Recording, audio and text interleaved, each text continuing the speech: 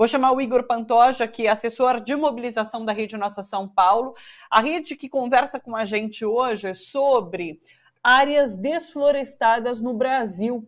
A gente vai falar um pouquinho sobre essa questão a partir de dados do Índice de Desenvolvimento Sustentável das Cidades. E esses dados que o Igor traz para a gente escancaram uma situação super preocupante, né, Igor? Tudo bom com você? Oi, Thalita, boa tarde a todos que estão assistindo a gente aí pela internet, pelos canais da TVT. Conta pra gente, o que o índice traz em relação a essas áreas desflorestadas aqui no país, e há essa importância, é claro, de discutir um tema como esse num ano eleitoral como 2022, né? Conta mais pra gente.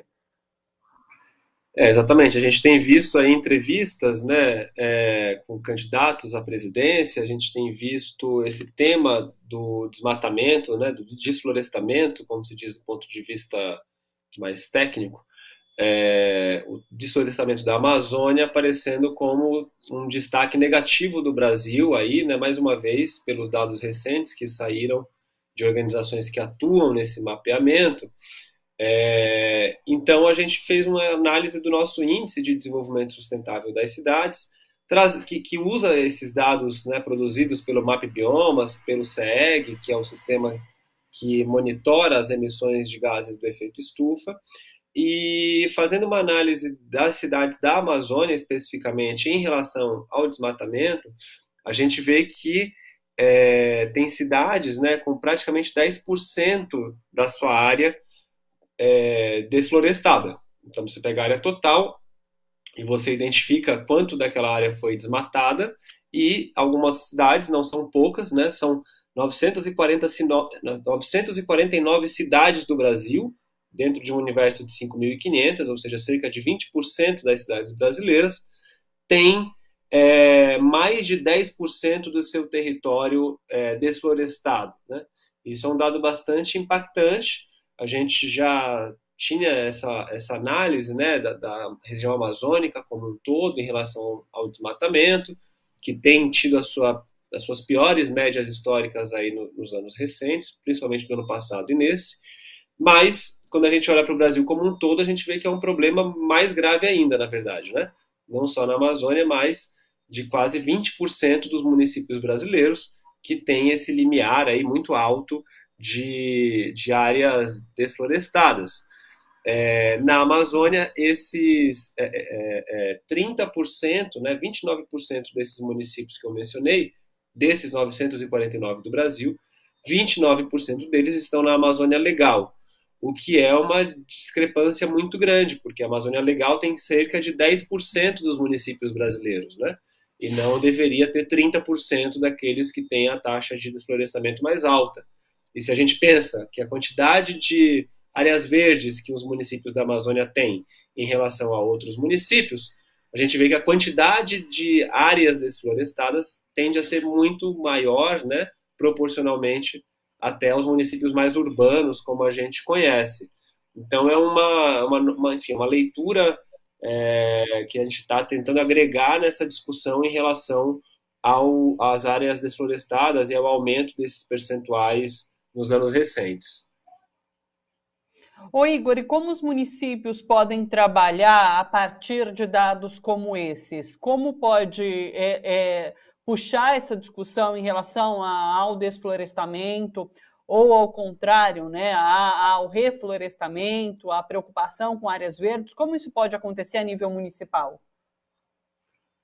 Olha, além das políticas, claro, né, de desenvolvimento que não se choquem com a questão da preservação ambiental, a gente tem políticas mais concretas, vamos dizer assim, até mais fáceis mesmo de serem implementadas em relação ao que é chamado de gestão de riscos e prevenção de desastres naturais.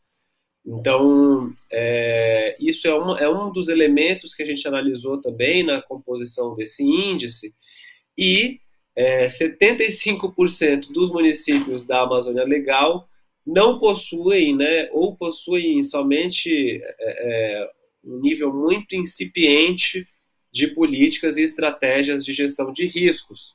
Então, é uma área que, né, é necessário ter um apoio, muitas vezes, do governo federal para esse tipo de estratégia, para esse tipo de elaboração de política pública. Muitas vezes os municípios não têm uma capacidade de planejamento, de elaboração desse tipo de política, mas espera-se, né, que haja uma coordenação tanto por parte dos governos estaduais quanto do próprio governo federal, no sentido de apoiar esses municípios a elaborarem essas políticas de gestão de riscos e prevenção de desastres. A gente sabe que não é muito esse o tom, né, do governo atual, na verdade, muito pelo contrário, mas inicialmente eu acho que é o mínimo que se pode fazer é se prever de desastres naturais. E para além disso, claro, pensar em políticas que valorizem, que reconheçam que essas áreas verdes, vamos dizer assim, são um patrimônio daquela região, né? Elas oferecem também recursos naturais que podem ser explorados de maneira sustentável, né? Explorados coletivamente, até pela população local e não exatamente por empresas que comprem aquelas áreas e façam desmatamento ou coisas do tipo. Então, você tem políticas com a participação da comunidade, geralmente, que podem ser pensadas de maneira a conciliar essa ideia de desenvolvimento econômico com a preservação ambiental.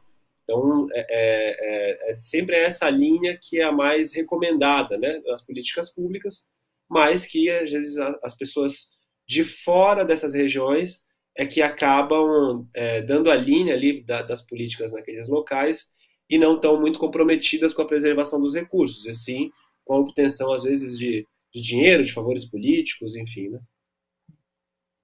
O que você coloca é que precisa haver esse diálogo, né, entre nível municipal, estadual e federal, e nessa eleição a gente não vai discutir muito o tema municipal, mas está aí, né, a gente tem uma eleição para deputado e para Congresso num todo, então a gente precisa de fato colocar esse tipo de questão na pauta das discussões que envolvem eleição nesse ano. Deixa eu dar o site para quem quiser acompanhar, inclusive, os índices e essas informações que o Igor traz para a gente. Tá aí, olha, idsc.cidadesustentáveis.org.br é o Índice de Desenvolvimento Sustentável das Cidades, tem tudo ali completinho, dá para passear pelo site, você consegue achar vários índices, avaliar qual cidade você quer, é super interessante de mexer, tá bom? Eu convido todo mundo para acessar. Igor, muito obrigada pelas informações que você traz aqui para a gente, até uma próxima, um abraço.